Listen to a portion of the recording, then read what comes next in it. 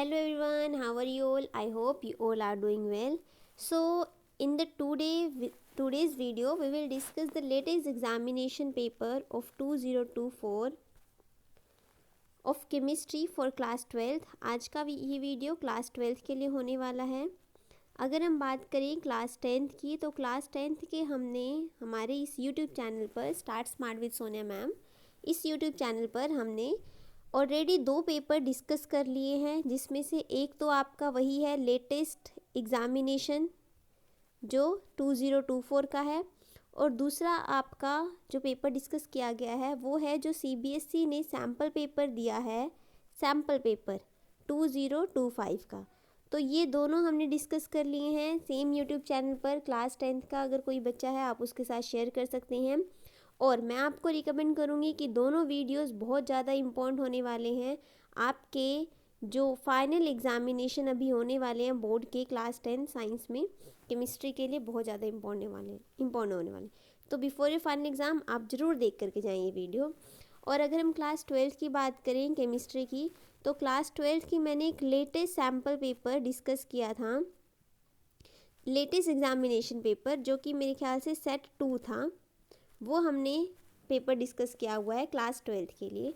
आज भी मैं क्लास 12th का केमिस्ट्री का पेपर डिस्कस करने वाली हूँ, जो कि लेटेस्ट एग्ज़ामिनेशन पेपर ही है 2024 के।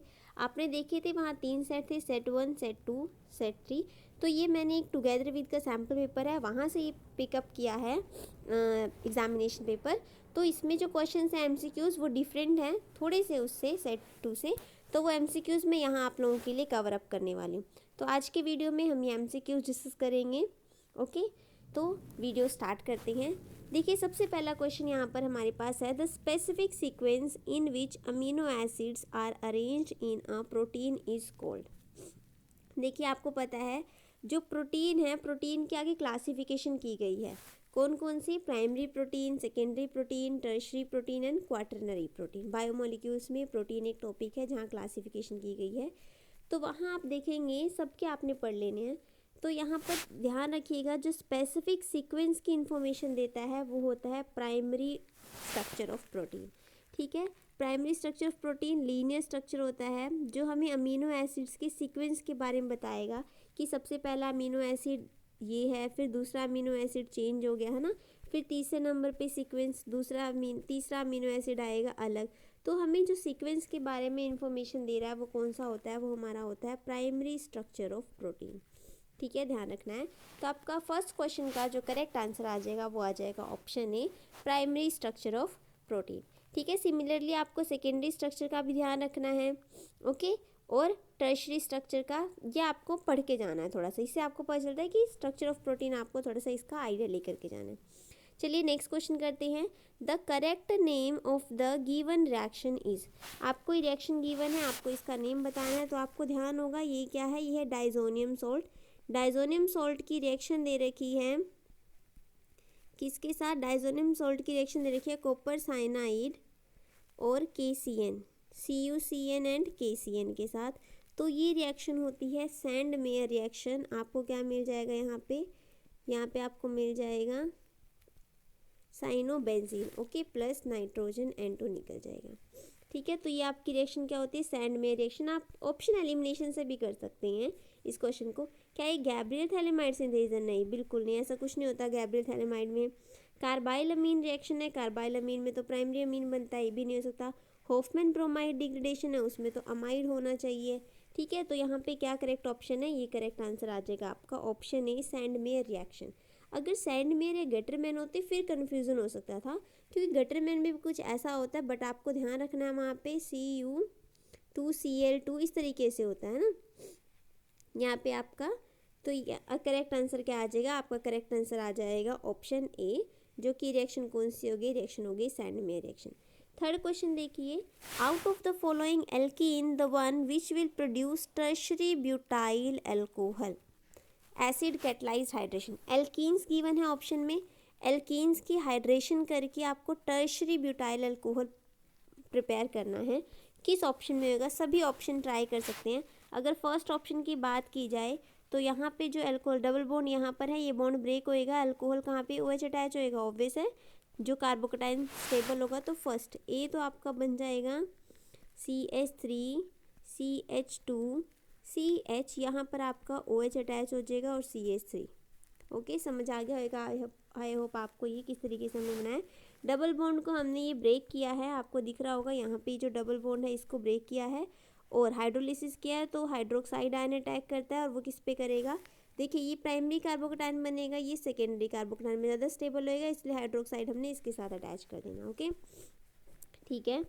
नेक्स्ट देखिए सेकेंड में अगर हम बात करें बी में, तो वहाँ आपका बन जाएगा CH3 CHOH CH3। ओके, सी में आपका बन जाएगा आंसर सी, जब आपकी इसकी हाइड्रोलिसिस करेंगे तो OH single bond CH2 CH3। और डी आपका बन जाएगा कार्बन के साथ, यहाँ भी CH3 है, यहाँ भी CH3 है और इसी के साथ OH लगा दिया और यहाँ बन गया CH3। तो आपको ध्यान से दिख ही रहा है बहुत ही करेक्टली कि ये जो हमारा डी बनाया हमने, ये क्या है हमारा, this is our tertiary alcohol, है ना। देखिए इसमें जो ये कार्बन है आपको दिख रहा है ना, ये वाला जो कार्बन है ये टर्शरी कार्बन है। यहाँ पर जिसके साथ अल्कोहल अटैच है ये कार्बन कैसा है, सेकेंडरी कार्बन, ये भी सेकेंडरी कार्बन और ये भी सेकेंडरी कार्बन। तो करेक्ट ऑप्शन हो जाएगा क्वेश्चन थर्ड का D. D will be the correct answer. Okay, fourth question देखिए, the auto oxidation of chloroform in air and light produces a poisonous gas known as. Haloalkane haloarenes में last में आपके पास कुछ compounds given हैं, वो compounds आपको, ठीक है अगर आप पढ़ते हो गुड, अगर आपको ऐसा है कि नहीं मुझे तो कुछ समझ ही नहीं आ रहा इसमें क्या हो रहा है, तो वहाँ से मैं आपको बताना चाहूँगी कि वहाँ से आप एक ये क्वेश्चन कर लीजिए कि हम क्लोरोफॉर्म को डार्क में क्यों स्टोर करके रखते हैं। ठीक है, बस इतना कर लीजिए, यही अगर क्वेश्चन बनता है तो मैंने ऑब्जर्व किया यहीं से क्वेश्चन बन जाता है। ठीक है, तो वहाँ आप देखेंगे जो क्लोरोफॉर्म होता है ना, वो अगर लाइट में पड़ा रहेगा तो उसकी क्या हो जाती है, ऑटो ऑक्सीडेशन, वो क्या हो जाता है, ऑक्सीडाइज हो जाता है। और वहाँ पे रिएक्शन है, जब वो ऑक्सीडाइज होएगा तो वो गैस बनाएगा जिसको बोलते हैं फोजीन गैस। ठीक है, फोजीन गैस जो कि कैसी होती है, जो कि होती है पॉइजनस। ठीक है, कैसी होती है, पॉइजनस गैस। तो आप ये चीज़ जरूर कर लीजिए, इसलिए इसको हम क्लोरोफॉर्म को क्या करते हैं, डार्क में स्टोर करके रखते हैं। ठीक है, store in the dark. Okay, तो करेक्ट आंसर क्या आ जाएगा, phosgene gas. Option C is the correct answer for the fourth question. Phosgene gas is the correct answer. ठीक है, आई होप आपको ये 4 क्वेश्चन समझ आ गए होंगे अच्छे से। नेक्स्ट करते हैं fifth, the transition metal are known to make interstitial compounds, formation of interstitial compounds make transition metal. देखिए ट्रांजिशन मेटल्स का हमने पढ़ा है, वो इंटरस्टिशियल कंपाउंड बनाते हैं। इंटरस्टिशियल कंपाउंड बनाने के बाद ट्रांजिशन मेटल कैसी हो जाती है, हार्ड हो जाती है। Option A, more hard, more soft, more ductile, more metallic. तो इसका करेक्ट आंसर आ जाएगा आपका ऑप्शन ए, मोर हार्ड। ठीक है, जो ट्रांजिशन मेटल पहले है और उसके बाद ट्रांजिशन मेटल ने क्या बना लिया, इंटरस्टिशियल कंपाउंड बना लिया, तो इंटरस्टिशियल कंपाउंड बनाने के बाद वो कैसी हो जाती है, वो हो जाती है हार्ड। तो इसका करेक्ट आंसर आ जाएगा ऑप्शन ए। ठीक है, देखिए भाई कुछ बातें ऐसी हैं जो आपको ध्यान रखनी है, तो ये ध्यान रखने वाली बात है कि वो हार्ड हो जाती है। ठीक है, ओवेस है, अब जो उनके बीच में स्पेस था ट्रांजिशन मेटल के बीच में, इंटरस्टिशियल स्पेस, वहाँ पर क्या आ गया, वहाँ पे कार्बन हाइड्रोजन आ गया, तो वो चीज़ कैसी हो जाएगी, पहले कंपेयर में हार्ड हो जाएगी। ठीक है, sixth, isotonic solutions have the, देखिए जो आइसोटोनिक सोल्यूशंस होते हैं क्या उनकी डेंसिटी सेम होती है, नहीं। क्या उनका रिफ्रैक्टिव इंडेक्स सेम होता है, नो। क्या उनका ऑस्मोटिक प्रेशर सेम होता है, यस। तो इसका करेक्ट आंसर आ जाएगा ऑप्शन सी, जो आइसोटोनिक सोल्यूशंस होते हैं उनका ऑस्मोटिक प्रेशर कैसा होता है, सेम होता है। तो इसका करेक्ट ऑप्शन आ जाएगा option C is the right answer. Seventh question, which of the following cell was used in Apollo space program. तो अपोलो स्पेस प्रोग्राम में कौन सा सेल यूज़ किया जाता है, मैंने आपको जब सेल पढ़वाए थे, वीडियो मैंने आपको करवाया था इलेक्ट्रोकेमिस्ट्री का, वहाँ मैंने, अगर किसी ने नहीं देखा डेफिनेटली जाकर देखो, मेरे ख्याल से 20 मिनट का कुछ वीडियो होगा, आपके कंप्लीट जो board exam final exam oriented questions करवाए हैं उसमें, तो वहाँ आपको बताया है कि कौन कौन से सेल का कहाँ कहाँ यूज़ है। तो वहाँ मैंने आपको स्पेशल बताया अपोलो स्पेस प्रोग्राम में कौन सा सेल यूज़ किया, तो यस वो कौन सा किया जाता है, fuel cell, H2O2 fuel cell use किया गया था किसमें, अपोलो स्पेस प्रोग्राम में। ठीक है, सेवेंथ क्वेश्चन का करेक्ट आंसर आ जाएगा option b. Okay, eighth question is the rate of reaction increases 16 times when the concentration of reactant increases 4 times. Okay देखिए कॉन्सेंट्रेशन हमें पता है कि जो रेट है, रेट किसके डायरेक्टली प्रोपोर्शनल होता है, कॉन्सेंट्रेशन आती है ना। यहाँ पे सपोज मैं इसको R लिख लेती हूँ या A लिख लेती हूँ। अब कह रही है रेट क्या हो जा रहा है, रेट तो हो जा रहा है जो R2 है वो क्या हो जा रहा है, वो 16 टाइम्स हो जा रहा है R1 के। ठीक है, इसको हम दे देते हैं, ये R1 है, इसका 16 टाइम। ये R1 का 16 टाइम तभी होगा ना जब इसको हम क्या कर देंगे, इसे क्या कर दें इन्होंने 16 टाइम इन द कॉन्सेंट्रेशन, ये 4 टाइम्स है। उन्होंने कहा कि कॉन्सेंट्रेशन कितनी कर दी, कॉन्सेंट्रेशन कर दी 4 टाइम्स ऑफ A कर दिया। तो जो न्यू रेट है R2 वो कितना आना चाहिए, वो आना चाहिए 16 टाइम्स ऑफ R1। तो ऑर्डर क्या होएगा, ऑर्डर क्या होएगा इसका, 2 ऑर्डर होगा। जब इसका 2 ऑर्डर रहेगा तभी तो 4 4 16 आएगा। तो इसका करेक्ट आंसर क्या आ जाएगा, ऑर्डर ऑफ द रिएक्शन क्या आएगा, ऑर्डर ऑफ द रिएक्शन आएगा 2। समझ आया, रिपीट कर देते हैं एक बार। देखिए रेट इस तरीके से होता है सॉरी के rate constant and A is the concentration. ठीक है, उन्होंने हमें बताया कि जो R2 है वो क्या हो गया 16 टाइम्स ऑफ हो गया R1 के। उन्होंने बताया कि जो R2 है वो 16 टाइम्स तब हुआ है जब हमने कॉन्सेंट्रेशन को वो क्या कर दिया, 4 टाइम्स कर दिया। 4 टाइम्स करेंगे, अगर ये फर्स्ट ऑर्डर रहेगा तो 4 टाइम्स होना था, पर 16 टाइम्स हुआ तो मतलब ये क्या रहा होगा, सेकेंड ऑर्डर रहा होगा। ठीक है, तो इसका करेक्ट ऑप्शन आ जाएगा option b is the correct answer. 9th question, in which of the following molecule carbon atom marked with asterisks is chiral. हमें पता करना है किसमें कायरल है, तो मैं आपको थोड़ा सा पहले बता देती हूँ कि कायरल कार्बन क्या होता है। ऐसा कार्बन जिसके चारों के 4 ग्रुप क्या हों, ऑल 4 ग्रुप्स आर डिफरेंट। ठीक है, चारों के 4 ग्रुप कैसे होंगे, डिफरेंट होंगे, उसको हम क्या बोलते हैं, उसको वो कार्बन हो जाता है कायरल कार्बन। ठीक है, कायरल कंपाउंड हो जाता है और ये कैसा होता है, ऑप्टिकली एक्टिव होता है। ठीक है, तो अभी ऑप्शंस चेक करते हैं। फर्स्ट देखिए carbon, all 4 groups are different, yes ये कायरल है। सेकंड देखिए और 4 ग्रुप्स आर डिफरेंट, ये भी कायरल है। थर्ड देखिए और 4 ग्रुप्स आर डिफरेंट, ये भी कायरल है। फोर्थ देखिए, अब यहाँ पे 2 ग्रुप सेम हो गए, देखो दोनों के दोनों मिथाइल ग्रुप हैं, तो क्या ये कायरल होगा, जी नहीं, कायरल नहीं होगा। तो देखिए फर्स्ट सेकंड थर्ड तीनों कायरल हैं, दैट इज ऑप्शन ए। तो इसका करेक्ट ऑप्शन क्या आ जाएगा, option A will be the correct option. ठीक है, आई होप आपको समझ आ गया होगा क्वेश्चन। 9th का करेक्ट आंसर आ जाएगा ऑप्शन ए। ठीक है, 10th क्वेश्चन देखते हैं। 10th question, which of the following species can act as the strongest base. Strongest base कौन सी एक्ट करेगी। अच्छा, अब यहाँ पे अगर आप नोटिस करें सारे आयन दिए हुए हैं, ये क्या है, ये सारे हैं कॉन्जुगेट बेस। ठीक है, और हमने पढ़ा हुआ है कि स्ट्रॉन्ग एसिड अगर क्या होगा, मैं थोड़ा सा आपको कौन सा बताती हूँ। स्ट्रॉन्ग एसिड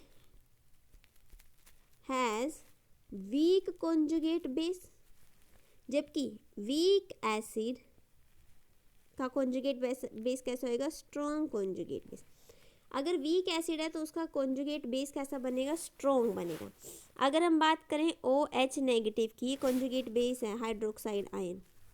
ठीक है, ये इसका एसिड क्या रहा होगा, आपको पता है ना, जब किसी एसिड से हम कॉन्जुगेट बेस बनाते हैं तो एक प्रोटॉन को बेसिकली निकाल देते हैं, तो एक हाइड्रोजन ऐड कर देंगे तो वो क्या बन जाएगा, वो बन जाएगा एसिड। तो यहाँ मैं एसिड ले देती हूँ, यहाँ मैं ले देती हूँ कॉन्जुगेट बेस। ठीक है, आपको थोड़ा अच्छे से बता देती हूँ इस क्वेश्चन को। तो यहाँ पे क्या होगा, एक H आप ऐड कर देंगे, HOH मतलब H2O बन जाएगा, ये रहा होगा एसिड। ऑप्शन ए में वाटर रहा होगा एसिड। ऑप्शन बी का अगर हम देखें तो यहाँ कॉन्जुगेट बेस है C6H5O नेगेटिव, तो इसका एसिड क्या रहा होगा, एक H इसमें ऐड कर देंगे, C6H5OH, ये एसिड रहा होगा। समझ आ रहा है ना। इसी तरीके से RO नेगेटिव, इसका एसिड क्या रहा होगा, ROH, इसका एसिड रहा होगा। इसी तरीके से रिंग है, एक इलेक्ट्रॉन विड्रॉइंग ग्रुप अटैच है NO2, और साथ में यहाँ पे O नेगेटिव कॉन्जुगेट बेस है, तो ओवेस है, इसका एसिड क्या रहा होगा, फिनोल रहा होगा, साथ में इसके NO2 एक इलेक्ट्रॉन विड्रॉइंग ग्रुप प्रेजेंट है। हमें ऑप्शन में बताना है कि वीक एसिड। ठीक है, तो इन आपके पास वाटर है, फिनोल है, सिंपल अल्कोहल है, और आपको पता है एक इलेक्ट्रॉन विड्रॉइंग ग्रुप भी प्रेजेंट। तो अगर हम बात करें फिनोल्स जो होते हैं वो ज़्यादा एसिडिक होते हैं, ठीक है। और अगर हम वाटर और अल्कोहल की बात करें तो उनमें वाटर ज़्यादा स्ट्रॉन्ग एसिड होता है, अल्कोहल वीक एसिड होता है, क्योंकि हाइड्रोक्साइड आयन क्या होता है, ये ज़्यादा स्टेबल होता है। ठीक है, तो इसका करेक्ट आंसर क्या आ जाएगा? यस, आपका करेक्ट आंसर आ जाएगा ऑप्शन सी, ऑप्शन सी। ठीक है, करेक्ट आंसर क्या आ जाएगा? Option c. क्यों? क्योंकि अल्कोहल कैसा था, यहाँ पे स्ट्रॉन्ग बेस पूछा है ना, तो स्ट्रॉन्ग कॉन्जुगेट बेस किसका बनेगा? जो सबसे ज़्यादा वीक एसिड होएगा। तो यहाँ सबसे ज़्यादा वीक एसिड कौन सा है? अल्कोहल। ठीक है, सबसे ज़्यादा वीक एसिड कौन सा? अल्काइल अल्कोहल बेसिकली यहाँ पे सबसे ज़्यादा वीक एसिड होने वाला है। ठीक है, तो इसलिए उसका बेस कैसे बनेगा? स्ट्रॉन्ग बेस बनेगा। ओके, आई होप आपको समझ आ गया होगा ये क्वेश्चन। चलिए नेक्स्ट करते हैं question number 11।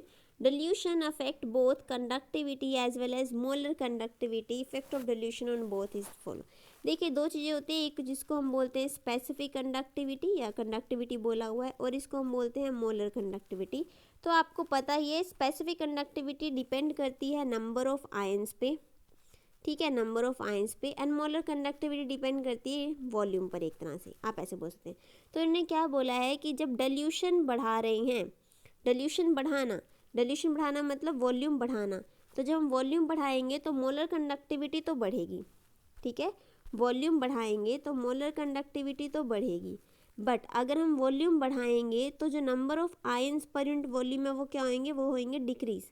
Number of ions होंगे डिक्रीज, तो स्पेसिफिक कंडक्टिव होगी डिक्रीज। अब देखिए, बोथ इंक्रीज विद डिल्यूशन गलत ऑप्शन है, बोथ डिक्रीज होएंगी, दोनों की दोनों डिक्रीज होंगी। कंडक्टिविटी इंक्रीज होएगी, मोलर कंडक्टिविटी डिक्रीज होएगी, नहीं ऐसा नहीं है, इसका रिवर्स है, मतलब ऑप्शन 4। ऑप्शन 4 देखिए, ऑप्शन 4 पढ़िए एक बार, जिसमें लिखा है conductivity decreases whereas molar conductivity increases with dilution. So option D will be your correct answer. ठीक है, नेक्स्ट करते हैं question number 12। Van't Hoff factor for sodium sulphate with 10 molecules of water solution. Okay, हमारे पास है sodium sulphate है with 10 molecules of water है, इसके लिए हमें वेंट होफ फैक्टर बताना है। तो मैं आपको बताती हूँ वेंट होफ फैक्टर किस तरीके से हम इसलिए निकाल सकते हैं। आई, ठीक है, जितने में ये गिवन कंपाउंड आयनाइज हो जाएगा, जितने आयंस बनाएगा उतना ही इसका क्या हो जाएगा? Went Hoff factor. देखिए, अगर हम सोडियम वाटर नहीं कंसीडर करना, न्यूट्रल है ना, वाटर ऑफ क्रिस्टलाइजेशन है ये, सोडियम सल्फेट की हम बात करेंगे तो यहाँ से 2 तो बनाएगा ये सोडियम आयन, प्लस 1 बनाएगा ये सल्फेट आयन, है ना। 2 बन गए हमारे पास सोडियम आयन, 1 हमारे पास आ गया है सल्फेट आयन, तो टोटल कितने आयंस हो गए? टोटल हो गए 3 आयंस, और जितने आयंस है उतना ही क्या होगा? वेंट होफ फैक्टर होगा। तो यहाँ हमारा करेक्ट आंसर क्या आ जाएगा? यस, ऑप्शन बी जो हो जाएगा वो क्या हो जाएगा? करेक्ट आंसर हो जाएगा। ठीक है, तो ये हमने MCQs कवर अप कर लिए हैं। ठीक है, अब हम करने वाले हैं असर्शन रीजन। टोटल आपको पता है 16 1 मार्क क्वेश्चन होते हैं हमारे पास। तो चलिए, असर्शन रीजन का फर्स्ट है question number 17। Assertion, zirconium hafnium are of almost similar ionic radii. कह रहे कि जर्कोनियम और उसके नीचे होता है हैफनियम, है ना, सिमिलर एटॉमिक रेडियाई होती है, बिल्कुल करेक्ट है इसका आंसर। दोनों की एटॉमिक रेडियाई क्या होती है? ऑलमोस्ट सिमिलर होती है। ठीक है, आपको पता है ट्रांजिशन मेटल्स हैं। This is due to the lanthanide contraction, ये बात भी बिल्कुल सही है। जर्कोनियम की एक्चुअल में ऐसा होता है, होना क्या चाहिए था? होना ये चाहिए था कि जर्कोनियम की कम होनी चाहिए थी, हैफनियम की ज़्यादा होनी चाहिए थी, पर आपको पता है हैफनियम से पहले यहाँ पे क्या आ जाते हैं? लेंथेनॉइड्स आ जाते हैं ना, 4f ऑर्बिटल आ जाता है, जिसका शेडिंग कैसा है? पुअर शेडिंग इफेक्ट है, जिसकी वजह से क्या होता है? जो एटॉमिक रेडियाई है वो क्या होता है? इंक्रीज नहीं होता ना, रेगुलर इंक्रीज नहीं होता, बढ़ना चाहिए था, पर बढ़ने की बजाय क्या हो जाता है? वो कॉन्ट्रैक्ट होके कम हो जाता है, और कितना कम हो जाता है कि वो जर्कोनियम के बराबर आ जाता है। तो अब ये सिचुएशन नहीं रहती, ये सिचुएशन आ जाती है। तो यस, आपका 13 का क्या आंसर आ जाएगा? यस, ए, क्योंकि both statements are correct and reason is the correct explanation for the assertion. Okay, next करते हैं question 14। The unit of rate constant of zero order reaction and rate of reaction are the same. Zero order reaction और rate of reaction के लिए हमने अभी discuss किया कि जो रेट है वो किसके बराबर है? वो बराबर है रेट कांस्टेंट और यहाँ पे कॉन्सेंट्रेशन के। अगर ज़ीरो ऑर्डर है तो आप क्या करेंगे, कॉन्सेंट्रेशन का ऑर्डर ज़ीरो हो गया, तो ये चीज़ तो हमने हटा दी। तो मतलब यहाँ पे आप क्या बोल सकते हैं कि जो रेट है वो किसके बराबर आ जाएगा, रेट कांस्टेंट के बराबर आ जाएगा। बिल्कुल सही कह रहे हैं ये बात। In zero order reaction the rate of reaction is independent of concentration of reactant. ये बात भी बिल्कुल सही है कि वो कॉन्सेंट्रेशन ऑफ रिएक्टेंट के इंडिपेंडेंट होता है ना, आपने देखा ना यहाँ पे जीरो ऑर्डर में कॉन्सेंट्रेशन ऑफ रिएक्टेंट के इंडिपेंडेंट होता है। तो यस, इसका भी आपका क्या आ जाएगा, A is the correct answer. दोनों स्टेटमेंट सही है और रीजन भी सही है। 15th क्वेश्चन देखिए, inversion of configuration is observed in SN2 reaction. बिल्कुल सही है, SN2 में ये तो इन्वर्जन ऑफ कॉन्फिगरेशन ऑब्जर्व किया जाता है, सही है। A statement is true. Okay, reason देखिए, the reaction proceed with the formation of carbocation. अब यहाँ ध्यान देने वाली बात है, देखिए अगर हम SN1 की बात करें तो वहाँ रिटेंशन इन्वर्जन दोनों होता है। आपको पता है रेसिमिक मिक्सचर देखने को मिलता है ना SN1 में। SN1 में क्या होता है, आपने अगर ये वीडियो नहीं देखा है, मैंने एक हेलोल्केन हेलोरेंस का वीडियो करवाया है इंपॉर्टेंट टॉपिक्स, तो वहाँ SN1 SN2 दोनों करवाए हुए हैं, आप जरूर देखिएगा उसको before final exam. SN1 SN2 में अगर हम बात करें तो SN1 में तो होता है रेसिमिक मिक्सचर दोनों होंगे, SN2 में होएगा इन्वर्जन। तो ये वाला स्टेटमेंट सही है। उसके बाद पूछा है कि कार्बोकैटायन बनता है इसमें, जी नहीं, कार्बोकैटायन बनता है SN1 में, है ना। SN1 में फर्स्ट स्टेप होता है कार्बोकैटायन फॉर्मेशन। तो अगर असर्शन सही है तो आपका ऑप्शन क्या हो जाएगा, ऑप्शन सी। ठीक है, 15th के लिए हो जाएगा ऑप्शन सी। नेक्स्ट पढ़ते हैं 16th question, the paramethoxy phenol is stronger acid. Phenol है और पैरा पोजिशन पे क्या है, methoxy OCH3, stronger acid than para nitrophenol. Para position पे अगर नाइट्रो ग्रुप है तो स्ट्रॉन्गर एसिड कौन सा आएगा। अरे ये तो आप ऐसे बता सकते हैं, नाइट्रो ग्रुप क्या होता है, नाइट्रो ग्रुप होता है इलेक्ट्रॉन विदड्रॉइंग ग्रुप। आपको पता है इलेक्ट्रॉन विदड्रॉइंग ग्रुप क्या करता है, माइनस आई इफेक्ट को प्रमोट करता है, और माइनस आई इफेक्ट इंक्रीज होएगा तो एसिडिक स्ट्रेंथ क्या होने वाली है, इंक्रीज होने वाली है। तो ज़्यादा इसकी होएगी, तो असर्शन गलत हो गया, तो इसका करेक्ट आंसर क्या आ जाएगा, ऑप्शन डी। ठीक है, इसका करेक्ट आंसर क्या आ जाने वाला है, ऑप्शन डी। आई होप आपको ये सारे क्वेश्चन समझ आ गए होंगे, MCQs based, assertion, reason B. ठीक है, उसके बाद आप ये सेक्शन बी अगर आप चाहें तो मैं डिस्कस कर सकती हूँ, नेक्स्ट में डिस्कस कर लेंगे। वीडियो को जितना शॉर्ट रखेंगे बेटर रहेगा। ओके, तो आज के लिए इतना ही। आप इन MCQs को जरूर कर लीजिए।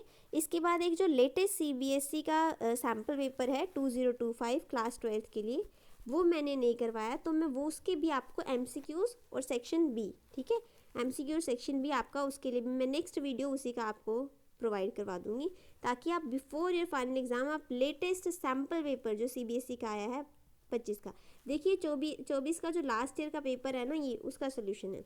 25 का जो CBSE ने दिया है वो भी मैं आपको करवा दूंगी, वो भी बिफोर योर फाइनल एग्जाम्स आप जरूर देख करके जाइएगा।